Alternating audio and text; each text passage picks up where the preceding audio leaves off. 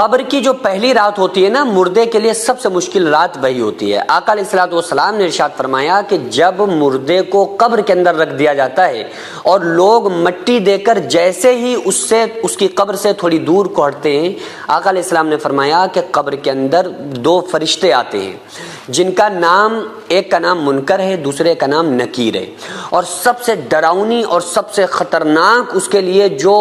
رات ہوتی ہے وہ قبر کی پہلی ہی رات ہوتی ہے۔ اور آ کر اس سے ایک سوال کرتے ہیں، اچھا یہ عجیب بات یہ ہے کہ چاہے ٹائمنگ کوئی بھی ہو، یعنی مردے کو قبر میں رکھنے کا وقت کوئی بھی ہو، اس کو عصر کا بعد یعنی ایک ہلکا سا اندھیرا سا ہو جاتا ہے، وہ والا جو ٹائم ہوتا ہے نا، وہ اس کو محسوس ہو رہا ہوتا ہے، اور قبر میں فرشتے آ کر اس سے سوال پوچھتے ہیں۔ تو پہلا سوال تو عام طور سے آپ لوگوں کو پتہ ہی ہے، پہلا سوال پوچھتے ہیں من ربک کا، تمہارا رب کون ہے، ما دینک کا، تمہارا دین کیا ہے، ما کنت تقول فی شان ھذا الرجل، بتاؤ آقا علیہ السلام کی شان کے بارے میں تمہارا کیا عقیدہ تھا۔ تو اس وقت جو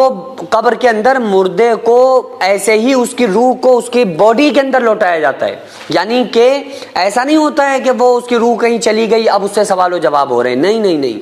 قبر میں اس کی باڈی کے اندر، اس کے جسم کے اندر اس کی روح کو واپس لوٹایا جاتا ہے، اور اس کے جسم کے اندر روح کو لوٹا کے اس سے پھر سوال و جواب پوچھے جاتے ہیں، اس سے اللہ کے بارے میں، دین کے بارے میں اور آقا علیہ السلام کی شان کے بارے میں اس سے سوال ہوتے ہیں۔ آقا علیہ السلام نے ارشاد فرمایا کہ قبر مردے کو اس طرح دباتی ہے کہ پسلیاں ایک دوسرے میں گھس جاتی ہیں۔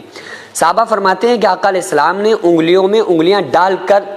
دکھایا، جس طرح سے میں آپ کو بتا رہا ہوں نا، انگلیوں میں انگلیاں یوں ڈالی آقا علیہ السلام نے، اور فرمایا کہ قبر اس طرح دباتی ہے کہ مردے کی پسلیاں ایک دوسرے میں گھس جاتی ہیں۔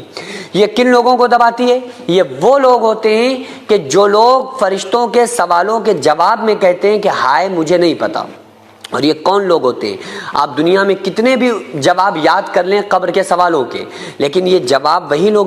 دے پاتے ہیں جو ایمان والے لوگ ہوتے ہیں، یہ وہی جواب لوگ دے پاتے ہیں جو اللہ اور اس کے رسول صلی اللہ علیہ وآلہ وسلم کو راضی کر کے دنیا میں زندگی کو گزارتے ہیں۔ آقا علیہ السلام نے یہ بھی فرمایا جب نیک بندہ سوالوں کے جواب دے دیتا ہے نا، تو مردے کے لیے اس کی جو قبر ہوتی ہے پھر وہ 4 فٹ کی نہیں ہوتی ہے، 6 فٹ کی۔ آقا علیہ السلام نے فرمایا مردے کی جہاں تک نگاہ جاتی ہے اس کی قبر کو اس کے لیے کشادہ کر دیا جاتا ہے، اس کی قبر کو اس کے لیے پھیلا دیا جاتا ہے، جہاں تک اس کی نگاہ جاتی ہے قبر اتنی اس کے لیے بڑی ہو جاتی ہے، وسیع کر دی جاتی ہے۔ اور نیک بندے کے لیے تو قبر میں جنت کا بچھونا بچھایا جاتا ہے، قبر میں جنت کی کھڑکیوں کو کھول دیا جاتا ہے، قبر کے اندر عیش اور آرام کی نیند وہ سو جاتا ہے۔ لیکن جو گناہگار